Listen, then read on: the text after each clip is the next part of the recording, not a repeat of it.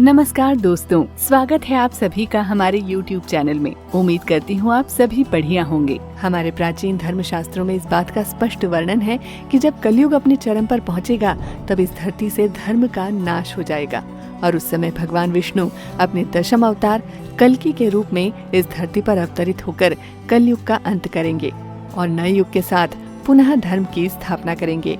लेकिन दोस्तों, क्या आपको पता है कि भगवान श्री कृष्ण ने द्वापर युग के अंत में ही बता दिया था कि आने वाला समय यानी कि कलयुग का कालखंड कैसा होगा।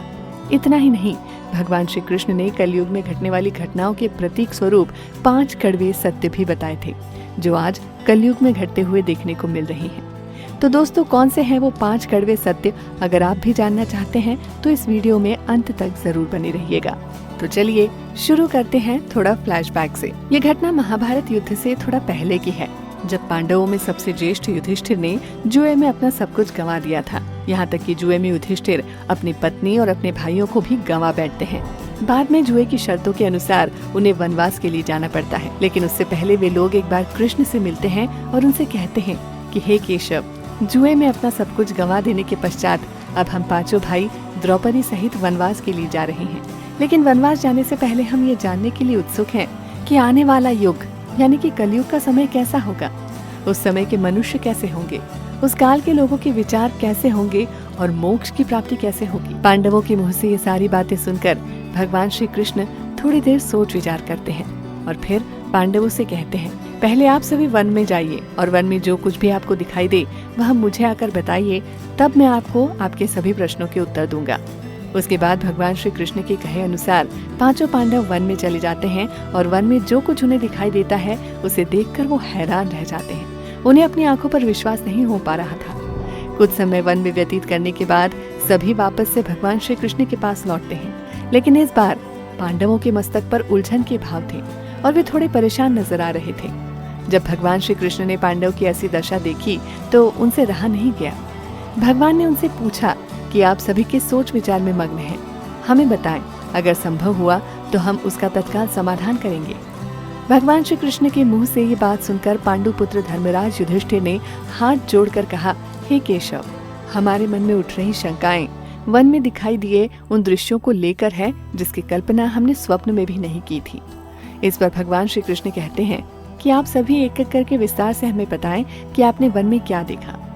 इस पर युधिष्ठिर सबसे पहले कहते हैं कि हे द्वारकाधीश, हम सभी पांडव भाई वन में पहुंचकर अलग अलग दिशाओं में भ्रमण के लिए निकल गए थे। जब मैं अकेले वन में विचरण कर रहा था तो मैंने वन में एक 2 सूंड वाले हाथी को देखा। अब आप मेरी इस शंका को दूर कीजिए कि भला एक हाथी के 2 सूंड कैसे हो सकते हैं। भगवान कृष्ण के चेहरे पर बाल सुलभ मुस्कुराहट थी। फिर उन्होंने अर्जुन की तरफ देखा। अब अर्जुन की बारी होती है। अर्जुन वहां उपस्थित सभा में बताते हैं कि उन्होंने वन में एक ऐसे पक्षी को देखा जिसके पंख पर वेदों की ऋचाएं लिखी हुई थी और वह पक्षी मुर्दे का मांस खा रहा था। अर्जुन के बाद कृष्ण भीम की तरफ देखते हैं तो भीम सभा में बताते हैं कि उन्होंने वन में एक ऐसी गाय को देखा जो अपने बछड़े के जन्म के बाद उसे इतना चाट रही थी उसके शरीर से खून बहने लगता है। भीम ने बताया कि ये दृश्य देखकर मैं हैरान रह गया कि कोई माता अपने बच्चे के साथ ऐसा कैसे कर सकती है। अब भगवान श्री कृष्ण सहदेव से पूछते हैं कि सहदेव, तुमने वन में क्या देखा। इस पर सहदेव बोलते हैं कि मैंने वन में एक जगह बहुत सारे कुएं को देखा, लेकिन हैरानी की बात ये थी कि आसपास के सभी कुओं में पानी था, वहीं बीच का कुआं पूरा तरह से खाली था।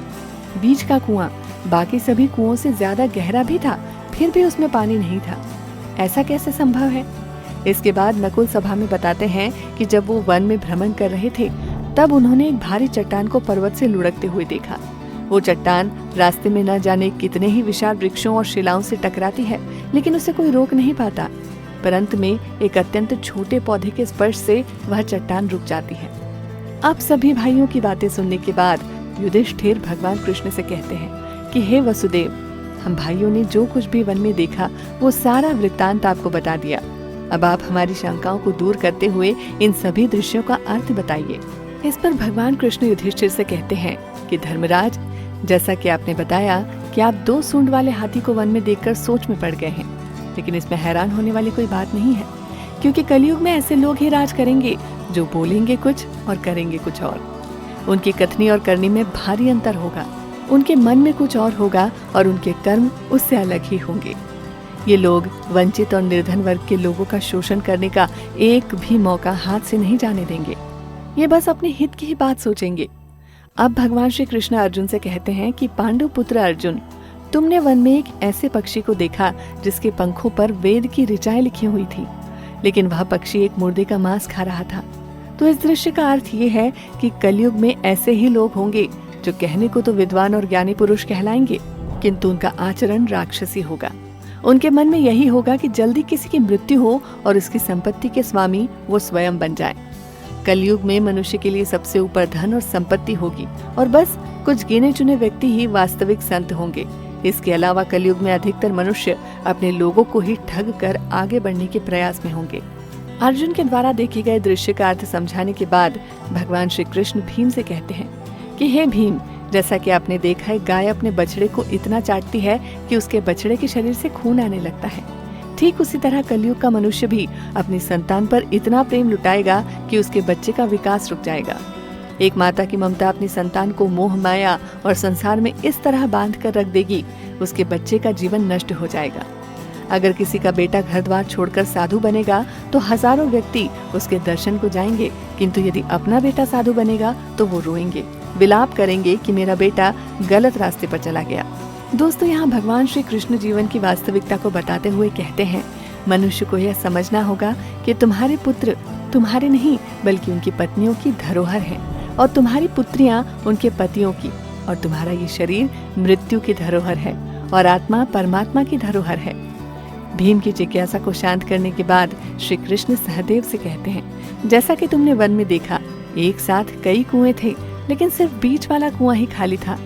इसका अर्थ ये है कि कलयुग में धनी व्यक्ति अपने सुख और संतुष्टि के लिए अपने यहाँ विवाह आदि उत्सवों में धन खर्च करेंगे, परंतु अपने आस पड़ोस में किसी निर्धन को देखकर उसकी सहायता नहीं करेंगे, फिर चाहे वो निर्धन व्यक्ति उनका अपना सगा ही क्यों न हो। व्यर्थ के क्षणिक और भौतिक सुखों के लिए मांस, मदिरा और व्यभिचार आदि व्यसनों में धन खर्च करेंगे, किंतु किसी दुखी और असहाय व्यक्ति के आंसू को पोंछना वह अपना कर्तव्य नहीं समझेंगे। कलयुग में अन्न तो होगा और धनी लोग उसका उपभोग भी करेंगे, लेकिन निर्धन व्यक्ति अन्न के एक एक दाने के लिए तरसेंगे और ऐसे ही मृत्यु को प्राप्त हो जाएंगे। भगवान श्री कृष्ण की ये सारी बातें सुनकर सहदेव समेत सारे पांडव थोड़े दुखी हो जाते हैं, लेकिन इस कटु सत्य के सामने वह कर ही क्या सकते थे। अब भगवान श्री कृष्ण नकुल से कहते हैं, नकुल, जैसा कि तुमने वन में देखा, एक भारी चट्टान पर्वत से लुढ़क कर कई सारे विशालकाय वृक्षों एवं शिलाओं से टकराती है, पर उसे कोई रोक नहीं पाता, लेकिन एक छोटे से पौधे का स्पर्श उस चट्टान को रोक देता है। इस दृश्य का अर्थ ये है कि कलयुग में मनुष्य की बुद्धि क्षीण होती जाएगी, उसके जीवन का पतन होगा, लेकिन उसके पतन को धन रूपी वृक्ष नहीं रोक पाएगा, पर हरि नाम रूपी एक छोटा सा पौधा व्यक्ति के जीवन के पतन को रोकने के लिए सक्षम होगा। अतः कलयुग में हरि नाम ही मोक्ष का एकमात्र साधन होगा। मित्रों, अगर आप ध्यान देंगे तो पाएंगे कि भगवान श्री कृष्ण द्वारा बताए गए ये 5 कड़वे सत्य आज इस कलयुग के कालखंड में सच होते दिखाई पड़ रहे हैं। ऐसे में अगर आप भी अपने जीवन की सारी तकलीफों को दूर करना चाहते हैं तो आज से ही हरि नाम का जप करना शुरू कर दें। तो दोस्तों, इस वीडियो में फिलहाल इतना ही। आशा करती हूँ कि आपको आज की वीडियो पसंद आई होगी। अगर हाँ, तो इस वीडियो को लाइक कर दीजिएगा और अपने दोस्तों से इसे शेयर करिएगा, क्योंकि अच्छाई फैलाने से फैलती है।